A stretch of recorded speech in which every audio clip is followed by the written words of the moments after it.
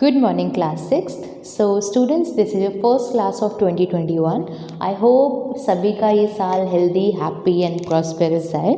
So by this happy note, we have to continue chapter number 7, spread of new ideas. We have done Buddhism, we have done Jainism. Some topics are left off topic. The topics are spread of Jainism and संघ विराहास, ये सारे topics बचे थे Jainism के अंदर हमारे. चलिए बढ़ते हैं. पहला टॉपिक है स्प्रेड ऑफ जैनिज्म. हम ये देखेंगे इस टॉपिक के अंदर किस तरीके से जैनिज्म की जो थॉट प्रोसेस है, यानी कि जो टीचिंग थी वो फैल गई अदर स्टेट्स में, अदर एरियाज़ में. Jainism spread from Orissa in the east to Gujarat, मतलब ईस्ट से वेस्ट तक वो फैल चुका है. साउथ का मैसूर ले लें हम लोग तो it also spread to Gujarat and Rajasthan where the followers of Shvetambar sect live and Karnataka में दिगंबर. श्वेतांबर और दिगंबर हमने आपको कल बताए थे. दिगंबर वो होते हैं जो लॉन्ग फास्ट रखते हैं एंड वो क्लॉथ्स वेयर नहीं करते हैं. एंड श्वेतांबर जो वाइट कपड़े, सफ़ेद कपड़े पहनते हैं. श्वेत मीन्स वाइट कपड़े वो लोग वेयर करते हैं. दिगंबर कपड़ों को ग्रहण नहीं करते हैं. तो एरियाज यहाँ पर डिवाइड कर दिए कहाँ पर कौन कौन से श्वेतांबर और दिगंबर स्प्रेड आउट हो चुके हैं.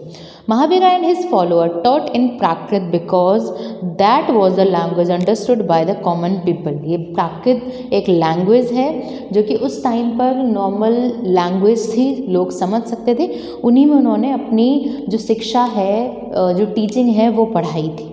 All religious text were written in the form of Prakrit call Ardha Magadhi. ठीक है, अर्ध मगधी भी बोला जाता है इस लैंग्वेज को. और उनके सभी के सभी जो टेक्स्ट थे वो इन्हीं लैंग्वेज में लिखे गए थे.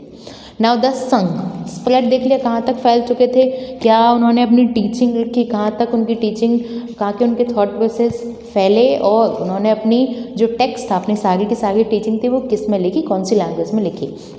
नाउ द संघ was establish bye Gautam Buddha. Okay, यहाँ पर हम जैनिज्म को एक बार साइड में रख रहे हैं. ये किसके द्वारा एक तरीके से इस्टेब्लिश हुआ है, गौतम बुद्ध के द्वारा संघ की इस्टेब्लिशमेंट हुई है. Okay, in 5th century the term Sangh means assembly. ठीक है, संघ सभा या community. Okay, it is use to refer to Buddhist और जैन ग्रुप्स. मतलब ये डिनोट किसको कर रहा है, बुद्धिज़्म को भी, मतलब लोगों का समूह हो गया, कम्युनिटी हो गई. ठीक है, तो एक कम्युनिटी को नहीं, जबकि यहाँ पर बुद्धिज़्म और जैन ग्रुप्स को भी यहाँ पर रिलेट किया गया है. It was founded to spread the message of Buddha far and wide. Even Shudras could join the Sangha. Both Buddha and Mahavira realise that only those who left their homes could gain true knowledge. अब संघ की स्थापना इसलिए की गई ताकि जो थॉट प्रोसेस है, ताकि जो टीचिंग है उसको फैलाया जा सके. जब सभाएं मिलेंगी, लोग आएंगे, लोग सीखेंगे, तो वो लोग भी तो फैलाएंगे ना एक तरीके से उनकी टीचिंग को. तो यहाँ पर इसलिए बात की जा रही है, दूर फैलाने के लिए संघ की स्थापना हुई थी ताकि जो शूद्राज हैं वो भी संघ को ज्वाइन कर सकें. महावीर और बुद्धा दोनों ने रियलाइज़ किया कि जो घर छोड़ चुके हैं ना वो ही ट्रू नॉलेज, मतलब ज्ञान की प्राप्ति कर सकते हैं. So an arrangement was made for them to stay together in Sangha. जो लोग अपने घर को छोड़ चुके हैं उनके लिए एक अरेंजमेंट बनाया गया. क्या बनाया गया कि वो सब साथ रह सकें संघ के अंदर. The rules for the Buddhist Sangha were written in a book call Vinaya Pitaka. ठीक है, अब कुछ रूल्स रेगुलेशंस तो रहेंगे ना, हर कोई इंसान आके रहा है तो कुछ रूल्स एंड रेगुलेशंस के अंदर रहना पड़ेगा. वो रूल्स एंड रेगुलेशंस किस बुक के अंदर है, विजय पिताका के अंदर. All man could join the Sangha. सभी लोग ज्वाइन कर सकते हैं. Children who wanted to join Sangha had to seek permission to their parents. Children, छोटे बच्चे अगर संघ को ज्वाइन करना चाहते हैं तो अपने पेरेंट्स की परमिशन लेके वो ज्वाइन कर सकते हैं. A women had to take her husband's permission. और वुमेन जो मैरिड है वो अपनी हस्बैंड की परमिशन लेके आए. ओनली इमेंसिपेटेड और फ्री स्लेव्स और दास कुड जॉइन द संघ. खुले हैं, मतलब जो बंधे हुए नहीं है, फैमिलीज में प्रेशर नहीं है, वो सभी भी ज्वाइन कर सकते हैं संघ को. Both men and women who join the Sangha led simple lives. They meditated for most of the time. They went to cities and villages at fixed hour to beg for food. They taught others, helped and help one another, those who join संघ include ब्राह्मण, क्षत्रिय, merchants and slave. ठीक है, अब संघ में आप रहकर करेंगे क्या? संघ में आप रहकर ऐसा नहीं है कि ऐशो आराम की ज़िंदगी जी रहा है, आपको सिंपल लाइफ जीनी है, मेडिटेट करना है ज़्यादा से ज़्यादा समय, और अपना जो भोजन है वो आपको मांग कर खाना है। सिटीज़ में, विलेजेस में जाना है, वहाँ पर आपको कुछ घंटे fix are to beg for food. Okay, आपको लोगों की हेल्प करनी है। कोई भी ब्राह्मण, क्षत्रिय, मर्चेंट और स्लेव कोई भी संघ को ज्वाइन कर सकता है। नाउ ये तो हमने पढ़ा संघ, अब हम पढ़ेंगे विराहास की तरफ। The Buddha establish many monasteries, these monasteries were called Viharas. अब विराहास में कौन रहते हैं? बुद्धिस्ट मॉन्क रहते हैं। These monasteries were also the centre of education, इनमें पढ़ाई भी करवाई जाती थी, उनकी टीचिंग प्रोसेस की।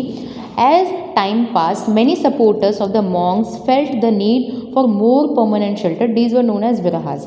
अब अपनी जो शिक्षा है वो पहले जो बुद्धिस्ट थे वो कहीं पर भी देते थे, फिर उन्हें लगा कि एक जगह होनी चाहिए जहाँ पर वो परमानेंटली अपनी शिक्षा दे सकें, उस जगह को उन्होंने विराहास नाम दिया, परमानेंट शेल्टर के तौर पे।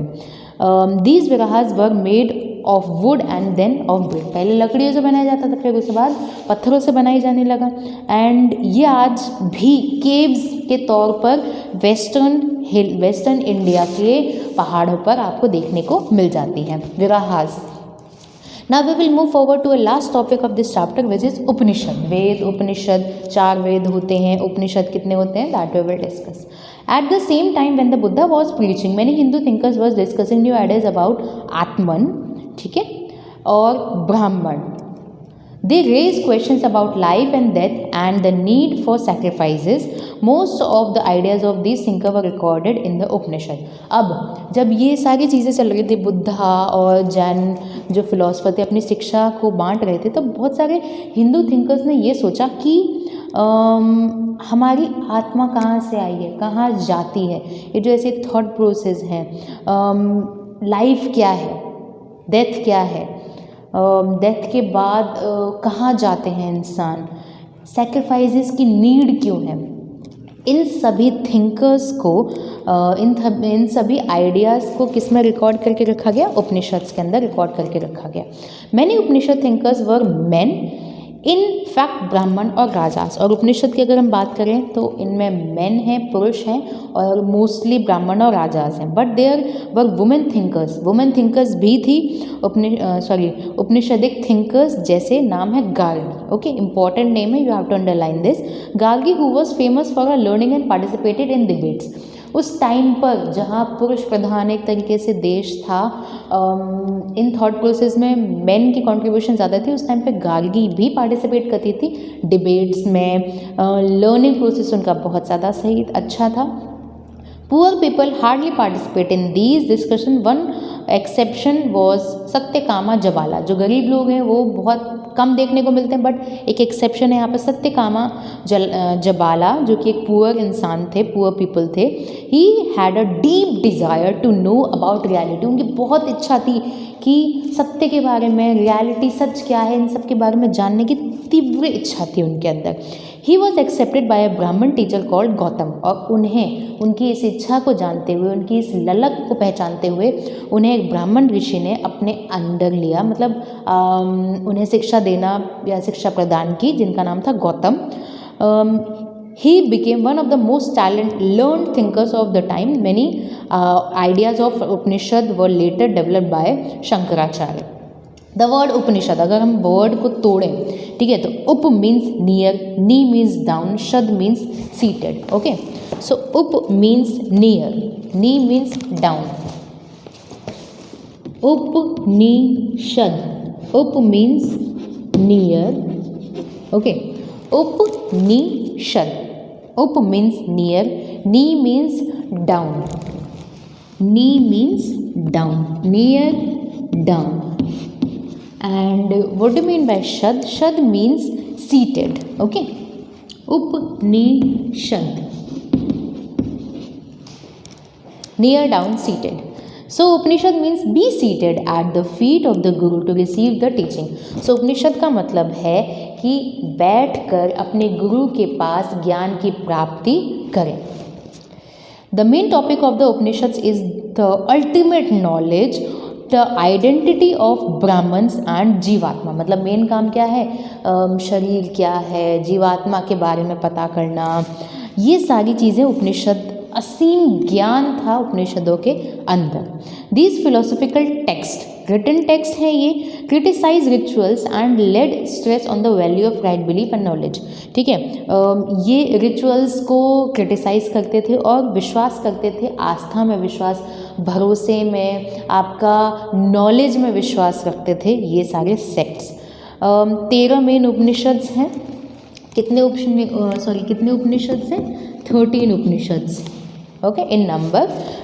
दे were written between 8th and 4th century BC। कब लिखे गए ये उपनिषद? 8th and 4th century के बीच में। और इन उपनिषद्स की लैंग्वेज क्या है? इन उपनिषद्स की लैंग्वेज है संस्कृत। संस्कृत लैंग्वेज में ये उपनिषद्स लिखे गए हैं। Now different Upanishads are related with 4 Vedas. सभी जो उपनिषद्स हैं वेदों से भी रिलेटेड है। 4 वेद है, Rigveda, Samaveda, Atharvaveda and Yajurveda. Okay, the longest and the oldest Upanishad are Brihadaranyaka and Chandogya Upanishad. 2 उपनिषदों के यहाँ पर आपको नाम दिए गए जो कि बहुत पुराने उपनिषद हैं। So by this topic we have completed chapter number 7, spread of new ideas, and in this chapter we have learned Buddhism, Jainism, spread of Buddhism and Jainism, their teachings, what do you mean by Sangh, Virahas and Upanishad. I hope you all have understood all the topics very well. So that's it for today's class. Thank you.